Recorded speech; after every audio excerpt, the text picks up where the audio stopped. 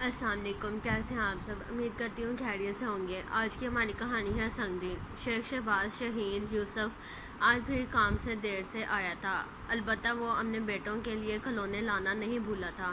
اب وہ انہیں کھیلتے دیکھ کر خوش ہو رہا تھا اور کبھی کبھی ان کے ساتھ کھیلنے بھی لگ جاتا۔ فائزہ جو کھانا پکانے میں مصروف تھی، اچانک اس کی نظر اپنی بیٹیوں عشاء اور فجر پر پڑی، جو بڑی حسرت بھری نگاہوں سے باپ اور بیٹوں کو بھائیوں کو دیکھ رہی تھی۔ فائزہ اتنی دور بیٹھ کر بھی ان کی آنکھوں کے آنسو دیکھ سکتی تھی۔ فائزہ کے دل میں یوسف کے لیے ناراضگی کے جذبات ابھرے۔ وہ جلدی جلدی کام ختم کر کے یوسف کے پاس آ گئی اور پوچھنے لگی، عشاء اور فجر کے لیے کیا لائے ہو؟ یوسف نے حیرانی سے فائزہ کی طرف دیکھا اور کہنے لگا، میں ان کے لیے کیا لاتا، راستے میں مجھے نہال اور بلال کے لیے کھلونے نظر آئے تو ان کے لیے میں نے خرید لیے۔ جاری ہے۔ یہ سن کر فائزہ کو بہت غصہ آیا اور ان دونوں کی لڑائی ہو گئی۔ ہر دفعہ یوں ہی ہوتا ہے، یوسف نہال اور بلال کے لیے ضرور کچھ نہ کچھ لاتا، مگر بیٹیوں کے لیے شاذ و نادر ہی کبھی کوئی چیز لاتا تھا۔ فائزہ کو اب یقین ہوتا جا رہا تھا کہ یوسف بیٹیوں کی نسبت بیٹوں سے زیادہ پیار کرتا ہے اور عشاء اور فجر باپ کے پیار کو ترستی ہیں۔ یہ سوچ فائزہ کے دل و دماغ پر اس طرح حاوی ہوئی کہ اس کے دل میں نہال اور بلال کے لیے شدید نفرت پیدا ہونے لگی۔ وہ بلال اور نہال سے نفرت کا اظہار کرنے لگی تھی، لیکن یوسف کی وجہ سے چپ ہو جاتی۔ یوسف فائزہ کے اس رویے سے سخت پریشان تھا۔ اس کو سمجھ نہ آتی فائزہ بچوں کے ساتھ کیوں ایسے پیش آتی ہے۔ فائزہ کے دل میں خیال آیا، اگر نہال اور بلال نہ ہوتے تو یوسف اپنی ساری توجہ اور محبت عشاء اور فجر کی طرف دے گا۔ اب وہ ہر وقت یہی سوچتی رہتی اور ہر کام غائب دماغی سے سر انجام دیتی۔ فائزہ کی مسلسل غائب دماغی کی وجہ سے یوسف نے اس سے بات کی کہ ایسا کیا مسئلہ ہے جس کی وجہ سے وہ پریشان ہے۔ وہ ہر دفعہ بات ٹال دیتی۔ ایک دن یوسف کام سے گھر واپس آیا تو اسے گھر کی فضا میں عجیب و وحشت محسوس ہوئی۔ اس کی دنیا الٹ چکی تھی۔ وہ صبح صحیح سلامت نہال کو چھوڑ کر گیا تھا اور اب صحن میں وہ مردہ حالت میں پڑا تھا۔ سب سے حیران کن بات یہ تھی کہ فائزہ کی آنکھوں میں غم کی بجائے ایک وحشت تھی۔ ابھی وہ اسی صدمے میں تھا کہ چند مہینوں بعد یوسف کو اپنے 4 سالہ بیٹے بلال کی اچانک موت کی خبر ملی۔ یوسف کو یقین ہی نہیں آ رہا تھا کہ اس کے دونوں بیٹے اس دنیا میں نہیں رہے۔ وہ ہر وقت اسی سوچ میں مبتلا رہتا کہ اس نے ایسا کیا کیا ہے جس کی اسے اتنی بڑی سزا ملی ہے۔ اسے کبھی کبھی اپنی بیوی پر شک ہوتا، شاید بیٹوں کی موت میں اس کا کوئی ہاتھ ہے، لیکن وہ یہ سوچتا کہ کوئی ماں کبھی اپنے بچوں کو قتل نہیں کر سکتی۔ فائزہ کو ہر وقت اپنا سانس گھٹتا ہوا محسوس ہوتا اور اسے لگتا کہ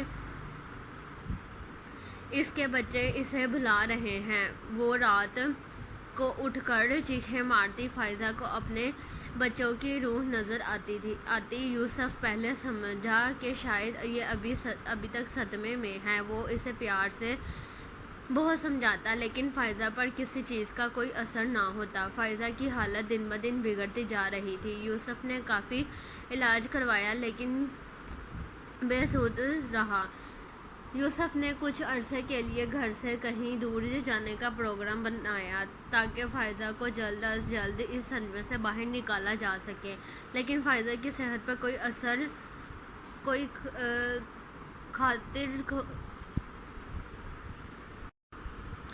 خاطر خواہ اثر نہ ہوا۔ ایک روز فائزہ گہری سوچوں میں گم تھی۔ یوسف کافی دیر سے اسے نارمل کرنے کی کوشش کر رہا تھا۔ اچانک وہ پوچھنے لگی، کیا تم اپنے بیٹوں سے بہت پیار کرتے تھے؟ ہاں، میں اپنے بچوں سے بہت پیار کرتا ہوں، مگر تم یہ کیوں پوچھ رہی ہو؟ اگر تمہیں پتہ چلے کہ تمہارے بچوں کو کسی نے قتل کیا تو تم کیا کرو گے؟ میں ایک منٹ بھی نہیں سوچوں گا اور ویسے ہی اس کا قتل کروں گا جیسے اس نے میرے بچوں کا کیا۔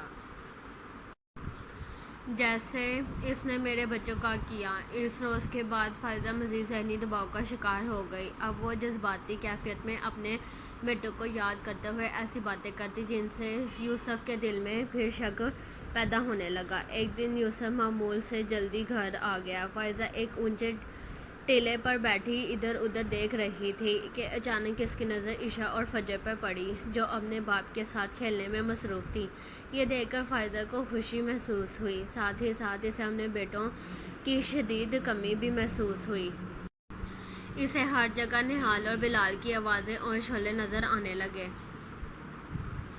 اسے اپنا دماغ پھٹتا ہوا محسوس ہوا، اس کا سانس بند ہونے لگا۔ یوسف کی نظر اچانک فائزہ پر پڑی۔ اس کی بگڑتی حالت دیکھ کر یوسف اس کی طرف لپکا، لیکن فائزہ کے الفاظ نے اس کے قدم جما دیے۔ میں نے اپنے بچوں کو مار ڈالا، قتل کر دیا میں نے اپنے بیٹوں کو۔ یوسف نے نفرت بھری نگاہ فائزہ پر ڈالی اور پوچھا، تم یہ سب کیسے کر سکتی ہو؟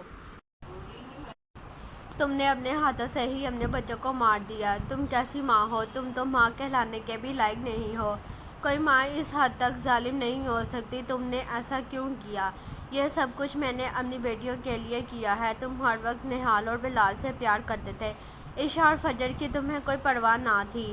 یہ سن کر یوسف مزید آگ بگولا ہو گیا۔ جیسے میرے لیے نہال اور بلال تھے، ویسے ہی عشاء اور فجر تھیں۔ فرق میں نے نہیں کیا، فرق تمہاری سوچ میں تھا۔ تم ایک نفسیاتی مریضہ بن چکی ہو۔ میں اور میری بیٹیاں اب مزید تمہارے ساتھ نہیں رہ سکیں گی۔ آج تم نے اپنے بیٹوں کو اپنی بیٹیوں کے لیے مار دیا ہے، کل تم اپنی بیٹیوں کو کسی اور کے لیے مار دو گی۔ میں فجر اور عشاء کو لے کر ہمیشہ ہمیشہ کے لیے تمہاری زندگی سے دور چلا جاؤں گا، اور اب تمہاری سزا کا فیصلہ عدالت کرے گی۔ وہ فائزہ کو روتی چیختی چھوڑ کر بچیوں کے ساتھ چلا گیا۔